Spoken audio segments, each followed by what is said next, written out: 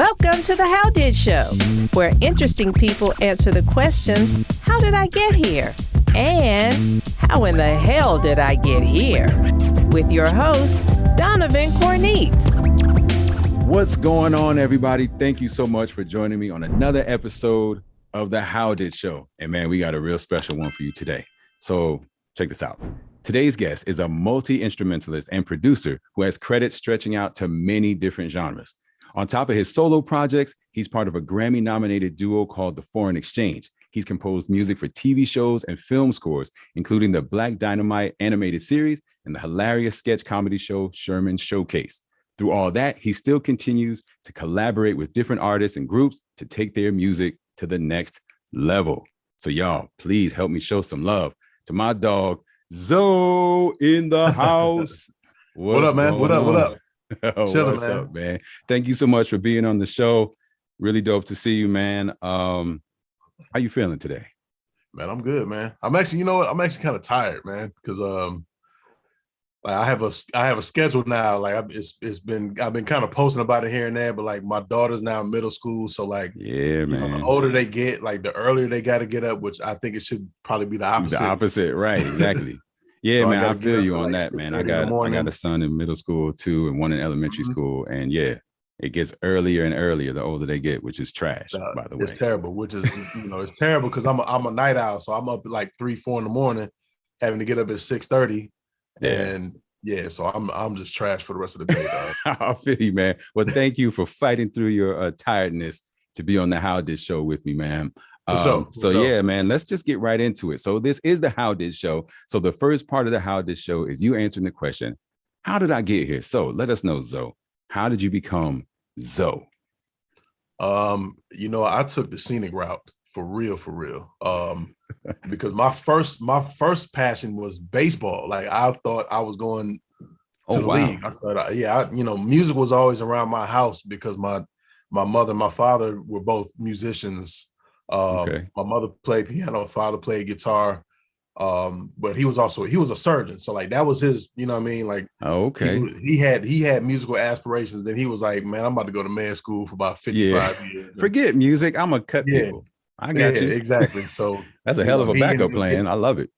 Right. So he ended up having his own private practice, and he started setting off from there. But like there was always, their vinyl collection and their 8-track collection and their cassettes were always, up for grabs for me, that ain't normal in the Black house. You know what I mean? Like it's don't touch my stuff. Don't touch my records. Well, my parents was like, you can touch them as long as you don't scratch them. Yeah, don't scratch them or break them up. Yeah.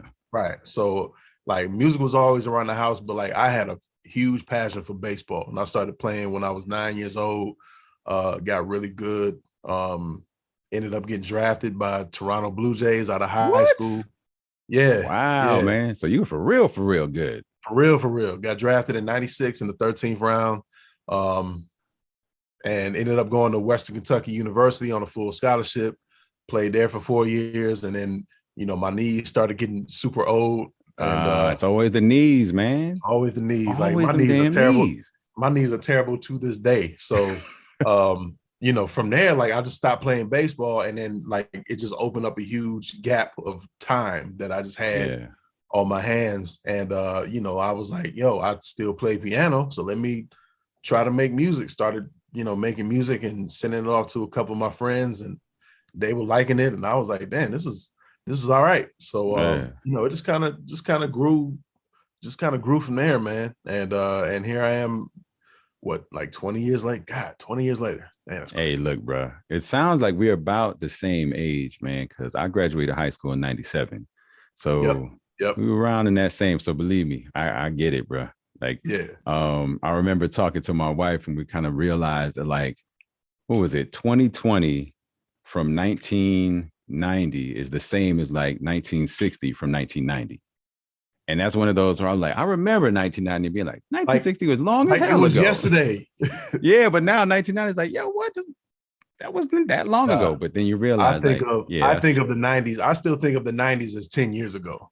Exactly. Yes, You know what I'm saying? I'm too. like, yeah, 10 years ago, around about 95, nah. Like, nah, bro, add a couple zeros to that now, it seems like.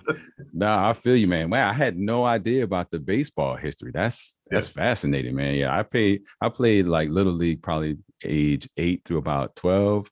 I was really fast, but I was trash with the bat. But I played third base, and I was actually pretty decent, like fielding and stuff. But I was on nobody's hitter list. Like, I don't know. I'm about to say around 11, 12 is when they start introducing them curveballs, and that's and you get those kind of fall off.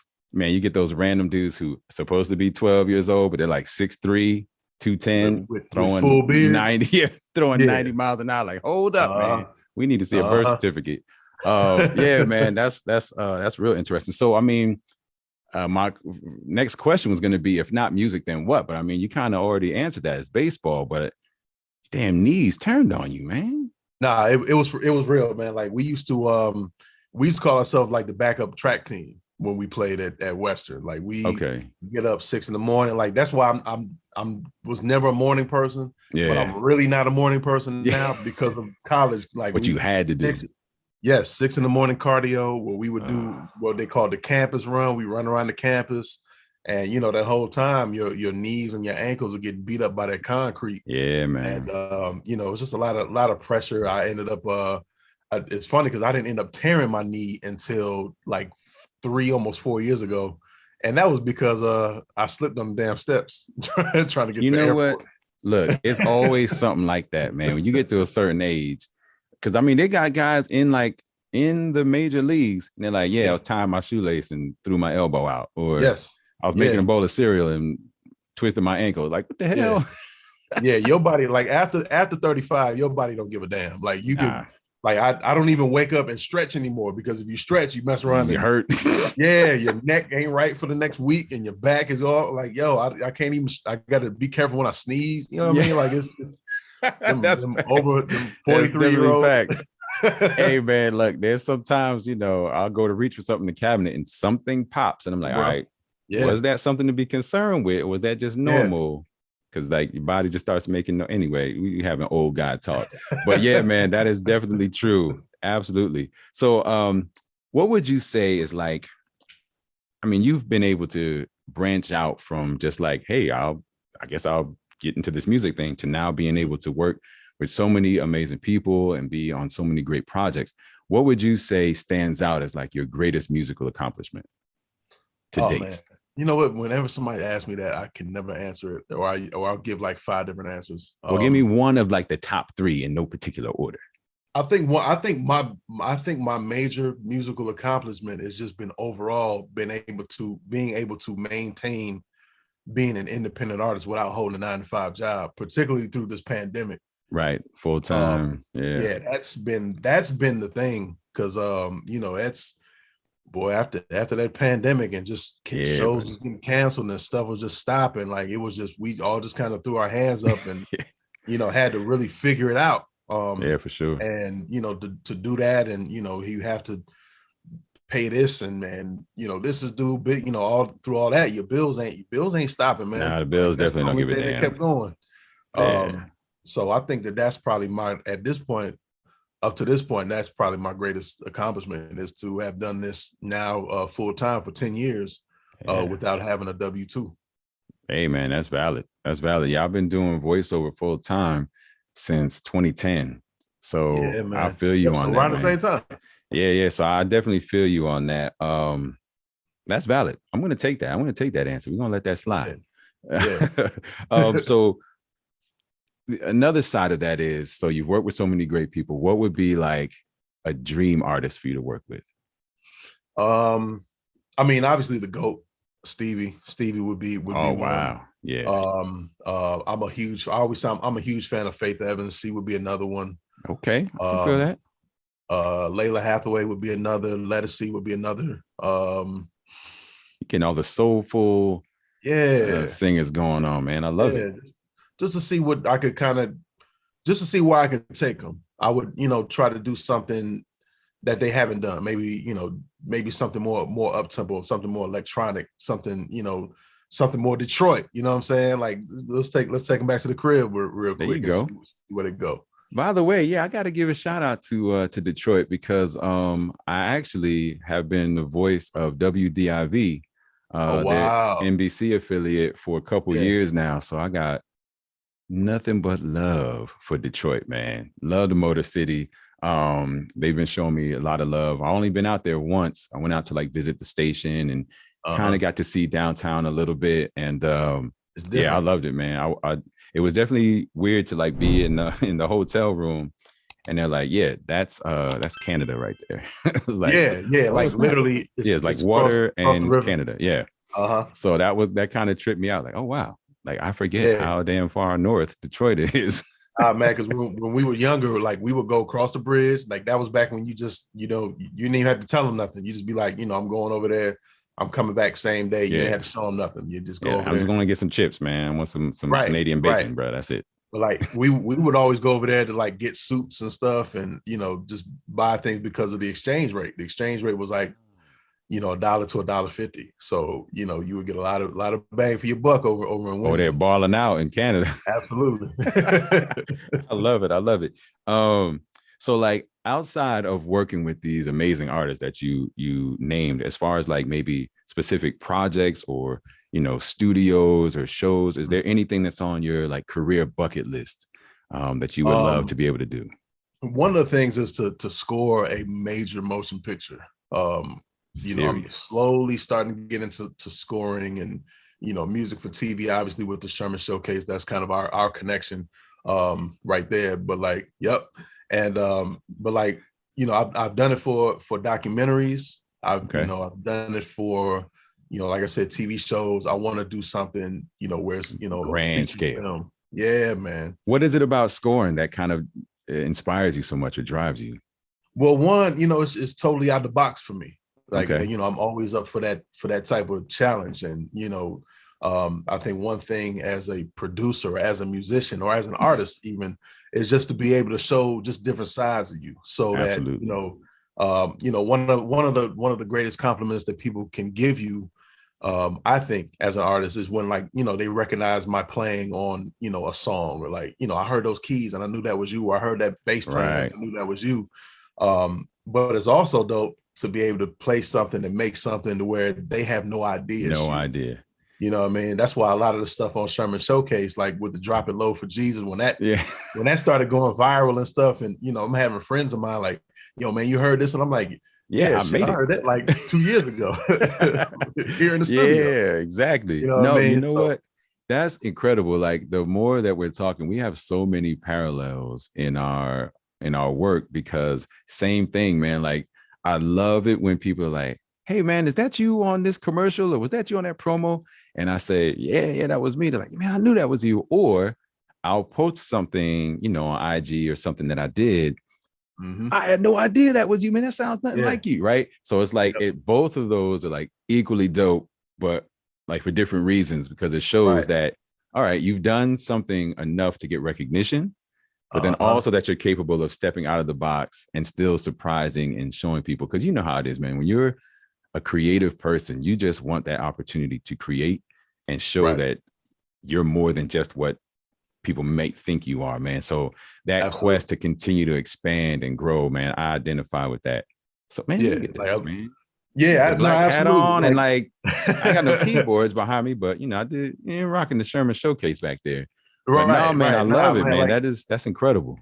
I think a thing that myself and you and Phonte and Nicolay, my family basically, we always pride ourselves on being able to do things our way, like being able to make our own calls. And this is why we're not handcuffed to anybody's label. We're not handcuffed to nothing like that. So just to be able to just to see Phonte doing voiceover work for stuff for ESPN and man. And then he worked with like Sesame Street or something like that, right? And exactly. That's different crazy, thing. That's so incredible. Yeah, like to have like just the three of us and the six hands in so many different bags, and it's like we wanted to make it so that folks are not able to really keep up with us like that. Nah, I feel you, man. I love it, man. That's really great, and I'm hoping that people will be inspired by like your ability to take something that you weren't planning on, but your knees sold you out. And now you turn that into an entirely different but incredible trajectory. Right. Now you can kind of hang your hat on and say, like, this is who I am now, and that's how the world knows me. And you think about it, man, like you've put things out into the world that would have never been there had it not been for you. You know what I'm saying? Like that kind of stands out with me as a creator also. Like no one else could have done this exactly like I did. So I've left my mark somewhere in the history of this planet. You know what I mean? Or impact. I think about that. I think about that a lot. Just in, I think that we're kind of in the stage of, building legacy. And absolutely, man. Both of us have kids, so it's like, we want something for our kids to look up at dad and be proud of. Yeah, for sure, man. I love it. The fact that we're able to do things and we're able to stand on it proudly with our chests out, like that makes a huge difference also. Absolutely. And career day, like I'm always like one of the cool jobs when like have to go to school, like, go to the school and talk to the kids. And what does your daddy do? And like, the voice actor, what? And then I like play stuff that I've done. And then like the person who's an accountant is like, man, this is bullshit. Right. I gotta go after this. I will say one time, I'm gonna say the only time I really got beat out was this happened like right before COVID. So I had to be like 2019. We're doing career day and I'm like scoping out the other parents. I'm like, oh yeah, I got her. She's trash. I got her. Dude that played in the NFL walked in. I was like, oh yeah, no, it's over. I was like, well, I'll just have to take that silver medal. It was a wrap because, he came and he signing autographs. Yep. Take a picture with him. I was like, and it wasn't even apparent who he was too. Yeah, man. I mean, a couple of them. He played on the Bears, and but he was like the kid's like cousin or something. Like, man, he's supposed to be a dad or a mom. Like, you cheating, but whatever. Yeah. I'm not bitter about it. But anyway, man, thank you so much. That's really dope. But now we're gonna move on to the next phase. Okay. This is the Wheel of What? So let me get this bad boy right here. Here we go. Technological marvel right here. So we're gonna spin this thing, and whatever it lands on, you gotta answer it. All right. Okay. All right. Let's do this. Hold on. Let's get a good spin. There we go.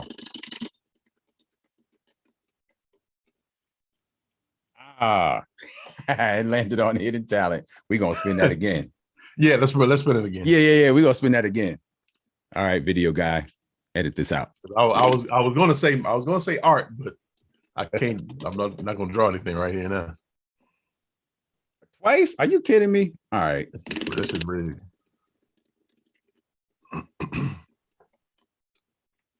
All right, head, hands. All right, so this one is a silly one. All right, okay. So head, hands is a question that, gun to your head, you absolutely have to choose, and your body will be mutated. Do you choose a head that is way too big for your body or hands that are way too small for your body? Which do you choose and why? Well, for me, I'd have to choose the head because my hands got to be intact for what I do. You know what? That's a very good point. Can't play the keys with little tiny baby hands. Yeah, no, I can't have a little head detective hands on the. So you just take the dome. I had to take the head. I had to take the double digit hat size and all, man. I was gonna say I'll make it harder for head wear. You have to find some real custom Detroit hats, but for real. It can happen. 10 7/8. Well, we got to go up to like the 20s on this one. Like we talking about something out of a cartoon. So you looking like the NBA Jam cat. Yeah. With the secret code of NBA Jam. Yeah.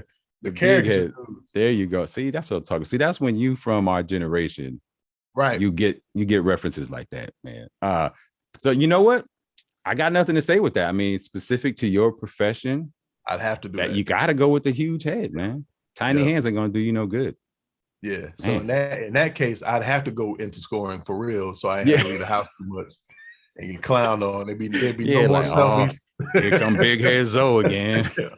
All my selfies, the camera be right here. Right here, just one eye or just the hands on the keys. That's it. Oh, man, that's hilarious. All right. No, that's good. That's actually a really, really, really valid answer. I love that. All right. I'm glad I made it out of that one. Yeah. Because that could have got tricky.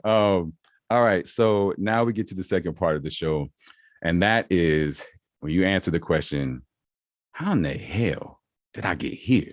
So this is a story of an event or an occasion, something that really made you look around and say, all right, so how in the hell did I get here? What you got? All right. So when I think I was seven or 8 years old. And you took it way back. Okay. Yeah, it was growing up, I was in Southfield, Michigan at the time. And my across the street neighbor used to work for Capitol Records. Oh, and wow, real cool cat. Like, we still cool to this day. We haven't talked in a minute, but we still good to this day. And I look across, like I'm outside playing, and I look across the street, and I look, and I'm like, he's standing out there with this dude that looked like an Indian chief, and I'm like full garb, like the whole regalia. Yeah, like feathers, multiple colors, this big overcoat, all this stuff. Like, right. I mean, it's probably like April or May. I remember it being, kind of warm. Okay. And I'm like, that's kind of crazy. So I just, go back to playing, whatever. And he was like, Lorenzo, come over here. And I'm like, I ain't going over there. I don't know what's over there, dude. So reluctantly, I went across the street, and get up to the dude. And I'm like, oh, it was George Clinton, bro. What? Yeah. That's just like his going out clothes. He just had it. He had his full outfit on. So this is thing. Like, wow. Let me see. I was around 6, 7, or 8, something like that. So this is around maybe 84. Yeah. 84, 85. Yeah. So he was in town to promote his new album, Shouldn't Have Bit Fish, which was on Capitol Records. And my neighbor was in charge of taking him to the record store so he could do his in-store. Oh, okay. And so he brought me over so I can come meet him. So that's the time I met George Clinton. I knew who he was because my parents had a ton of Funkadelic records, a ton of Parliament records. So I already knew who he was. And so, my mother ended up taking me and my younger sister, who was probably like 2 or 3 at the time. No idea what's going on. None at all. So we go down the way to the in-store. We meet him again. He's super cool. He signed off on this, Shouldn't Have Bit Fish album poster, which I still have. Signed it to me, my mom's, and was like, what'd he say? Don't dog me out or something like that. He said, I still got the joint. So that was the time I met George Clinton. I was a kid, and he had on full outfit and attire. Yeah, that's crazy. I can imagine that being kind of like shocking to a 7, 8-year-old. Like, it was wild. I didn't know what the hell was going on. It's like, did you just get off stage? Like, why are you dressed like this? But I guess he had to be in character for the in-store joint. Yeah, man. Oh, so that's a really dope story. Had you had any contact with him since then? No, other than the fact that we follow each other on Twitter. That's about it. You know what? That's kind of like how it is these days. Like, that's almost like talking to somebody, right?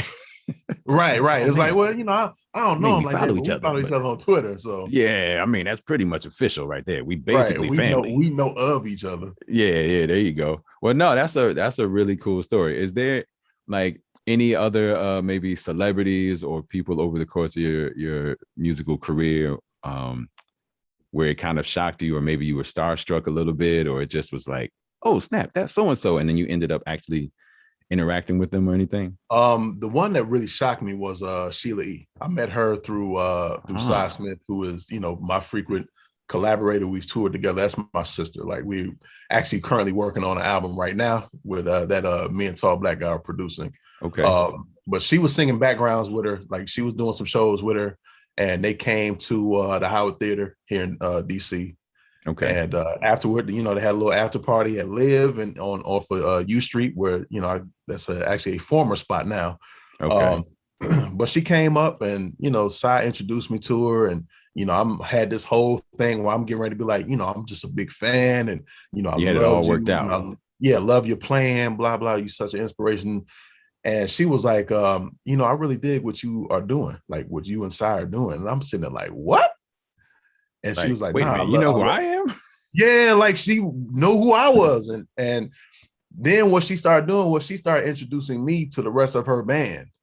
Wow. And she was like, yo, you gotta know this dude. This is Zoe, blah, blah, blah. He works for Cy, such. And it was crazy because fast forward maybe about 3 months ago, played the Capitol Jazz Fest in Maryland.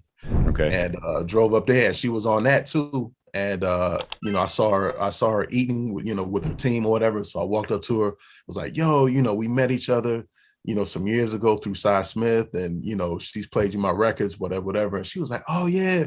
So she did the same thing. She was like, y'all get to know him, like he's a bad boy, blah blah blah. I'm sitting there like, I ain't even have a chance to give her props. Yeah, she's out there. See, that could have been a good "How the hell did I get here" story too, man. That's dope. Yeah, that's really good, man. But like Sheila, like Prince has, she's always got her ear to the street, man. As far as who's doing what, so she knows. Do you and Sheila follow each other on Twitter too? We do. Look at that. Look at my guy. Get it in. I love it. That's official, man. Well, yeah, man. By the way, we follow each other on Twitter, so I'm gonna just put that out there. We sure do. I'm gonna put that That's out how there. We got up. That's how we got it. But look, man. This was great, man. I hope you had a good time with this. Before I let you go ahead and plug whatever you got going on, how people can be in touch with you, check out your work on social media, on the internet, whatever. But yeah, go. This is your time. Plug it.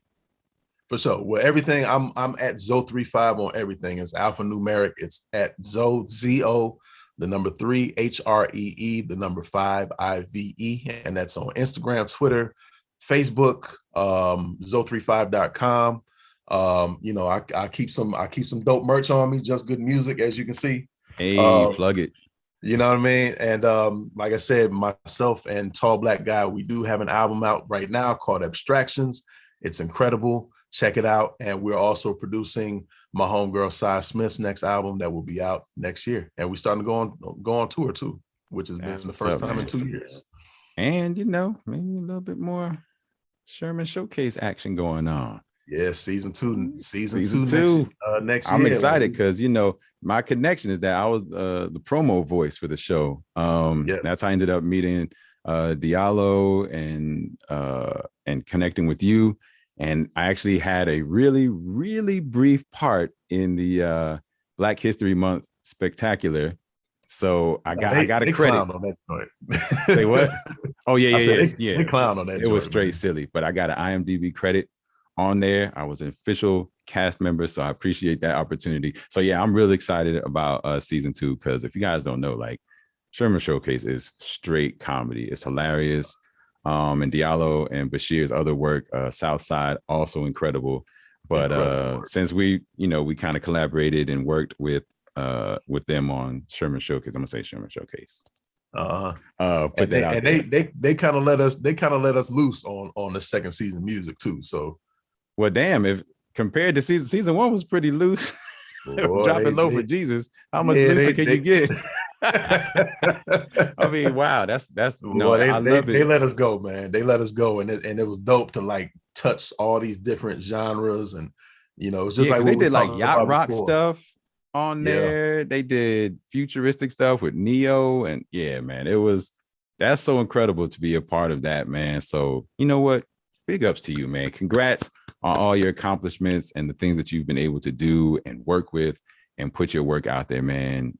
It's just dope, man. I love seeing people just live in their element and in their gift and be great with it. So props to you. And thank you again so much for being on the How This Show. And like I said, I hope you had a good time, man, because I definitely enjoyed having you on. For sure, man. Appreciate you, man. And shoot, if you ever up in the DMV, man, give me a holler. We go get some food and a drink or something. Hey, we gonna do that. What's that? What's it called? Mambo sauce or something? Is that what people talk about in there? I've never had it. You need some of that. I need some of that in my life. All right. I'm gonna hold you to that. It's on camera now. All right, man. Thanks so much for joining. And y'all be sure to tune in for the next episode of The How This Show. Peace. What's going on, everybody? Thank you so much for joining me and having some fun as we interview some really, really interesting people. So go ahead, like, comment, subscribe, and be on the lookout for more episodes of The How This Show.